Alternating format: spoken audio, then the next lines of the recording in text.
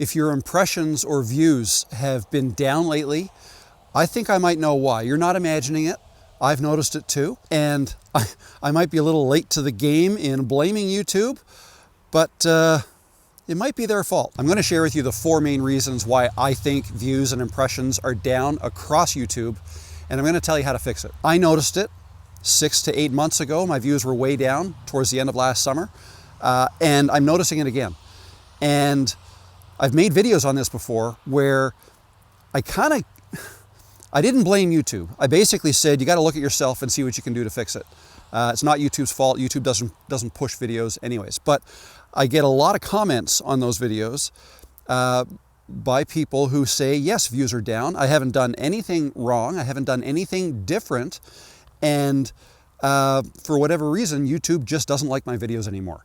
Doesn't matter what I do with new videos, they don't like them. So yeah, I'm starting to think that, yeah, maybe YouTube has something to do with this. So I want to explain the 4 reasons that I've come up with why I think views are down across the board. For me, I noticed last summer, so maybe 8-9 months ago, that the homepage on YouTube changed. Now, when YouTube changes their homepage, they may not change it for everybody. It might be, changes might take effect at different times for different locations, depending on the size of your channel. I'm not exactly sure, but I do know when YouTube rolls out changes, they don't change it for everybody at the same time. So for me, I noticed late last summer that the homepage changed for me. It used to be that when I went to the YouTube homepage, I would get 4 options, 4 thumbnails across the page. Okay, so each row would have 4 options of thumbnails, and I'd be able to see 3 rows on a page without scrolling. All right, so I'm talking about on a regular 1080p laptop, or no, it was just a regular 1080p monitor. Okay, 1920 by 1080. I was seeing 4 across and 3 vertical, so basically 12. You'd see 12 options. But what I noticed was this changed. They made the thumbnails bigger. All right, so with bigger thumbnails on that same monitor, I could only see 3 across and 2 vertically. So that was, what's that, 6? 6 choices is all I got to see. Unless I minimize the left menu bar, then you could get back to 4. But the thumbnails were bigger, so there was less choice. And that means it's harder to stand out, right? Like if YouTube is going to show somebody 12 options, right? Then, there are 12 options that the viewer can look at before deciding what they want to see. But if they're only showing 6 options before the viewer scrolls, it's much harder to get seen, right? There's much less opportunity for your thumbnails to be seen. That alone can result in fewer impressions. In fact, I'd argue that alone could reduce your impressions by half, right? 6 versus 12. The second thing I noticed around the same time is quite often that second row of 3 thumbnails, quite often they weren't long form videos at all. They were shorts. YouTube was showing shorts on the homepage. Okay, and sometimes not even shorts, sometimes games, like YouTube games or even YouTube posts. Okay, now when they do that, you only see 3 options for long form videos before you have to scroll. So again, that cuts it in half again. So 25% of what the impressions were. Now you do have the option of, like, there's 3 little dots in the upper right corner of each row, like a row of shorts. There'd be 3 dots that you can click that and tell it, please don't show me shorts as often, or for the next 30 days. I can't remember exactly what it says, but you can turn that off, but not indefinitely. They will come back. And the same thing for games, the same thing for posts, right? If you see them popping up, you have the option of stopping them, but again, just for 30 days.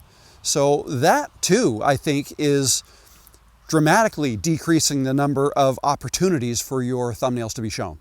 Before I get to the next point, I want to show you something I've been doing lately. I've been spending more time up front before recording, and one of the tools I've been using lately is 1 of 10. Let me show you this real quick. What I like about this is it lets me see what's actually working so I'm not guessing. Instead of going out, finishing a video, editing it, and then finding out it doesn't land, I'll use 1 of 10 to search for outliers first. I'll see what's performing in my niche and helps me with a topic I might want to explore in my next video. I also use the idea generator, which gives me ideas based on what's been working on my channel. I don't use the thumbnails it creates for me here, although you can. I just use them to give me ideas. And once I've got the idea dialed in, I use the title generator to help me come up with the perfect title for my video. There's also a thumbnail generator I've been playing around with, but for me, the real value right now is just making better decisions before I go out and film something. Because with what's happening on YouTube right now, you don't get as many chances. If your idea doesn't grab attention right away, it's probably not getting clicked. I'll leave a link below where you can get your first month for $1 if you want to check it out. But regardless of what you use, this part of the process is becoming more and more important. The third reason I think views are down, and this can't be understated, is the use of TVs. The fact that viewers are watching videos on TVs more and more. Now, at first you might think, well, how does that affect it at all? Like maybe my videos will, impressions of my thumbnails will be shown on TV instead. Yeah, sure, but what you have to remember, or what you have to think about, is the way viewers interact with the TV. Like, what are their viewing habits?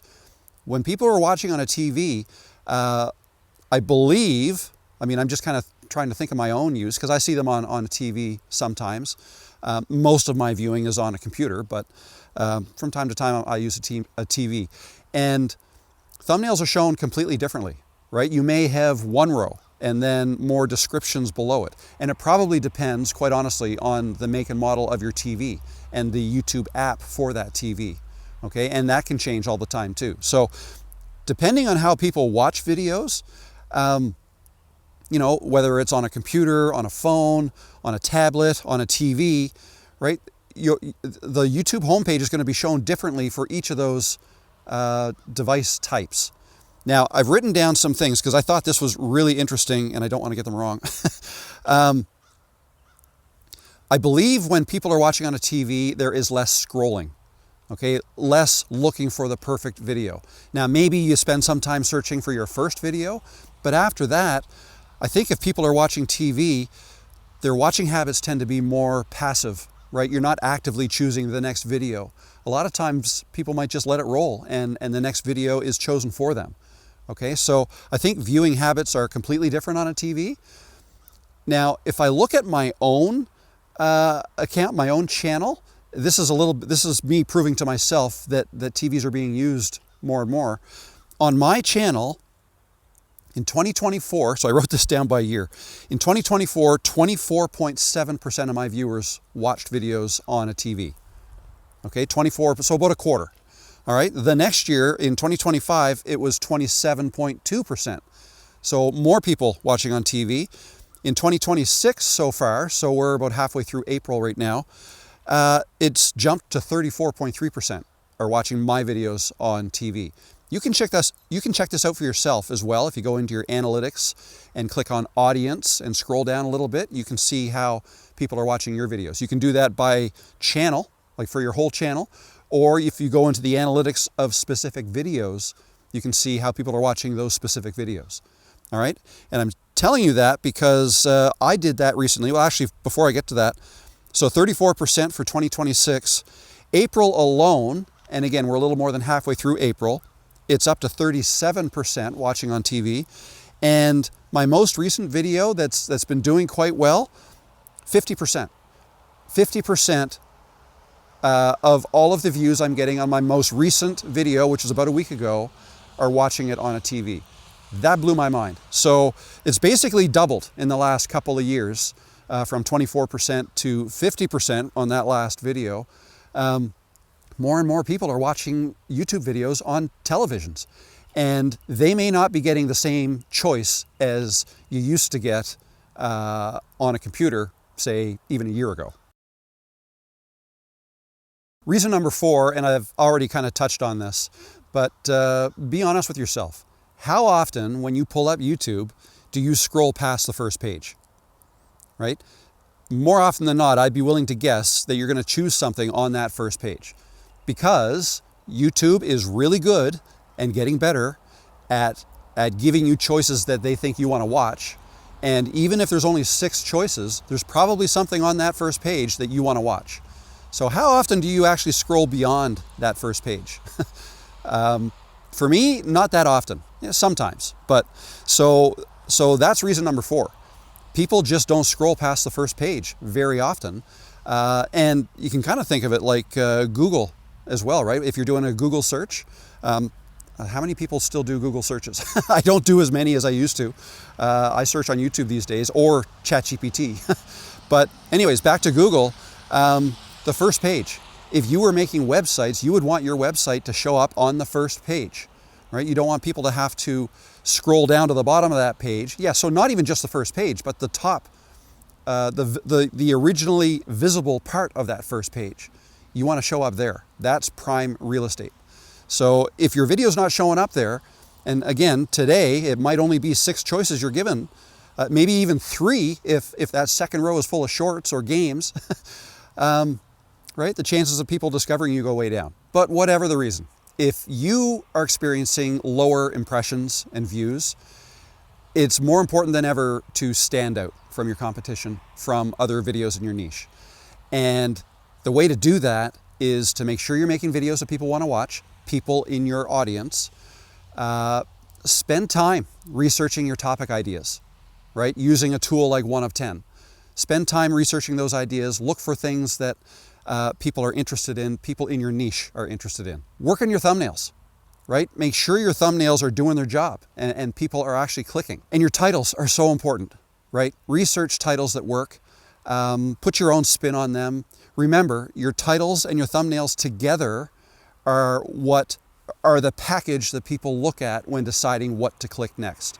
So whether there's 12 options or 6 options, you need to work harder than ever to get yours to be the one that people click. You need to stand out. And probably one of the best ways to make your videos stand out is to use yourself as part of your brand. Spend some time on branding, on how you want your channel to look, how you want your videos to look, and put yourself in your videos. If you can put yourself in your videos, you become your brand. And nobody can take that away from you, right? No matter how good AI gets at replicating videos, at teaching people how to do things in videos, how-to type videos, no matter how good AI gets, if you make videos where you are part of your brand, AI can't replicate that easily, right? AI is not you. There's only one you. So put yourself in your videos, and I think that'll help. I hope you found this helpful. My name is Rob. Thanks for watching, and I'll see you in the next video.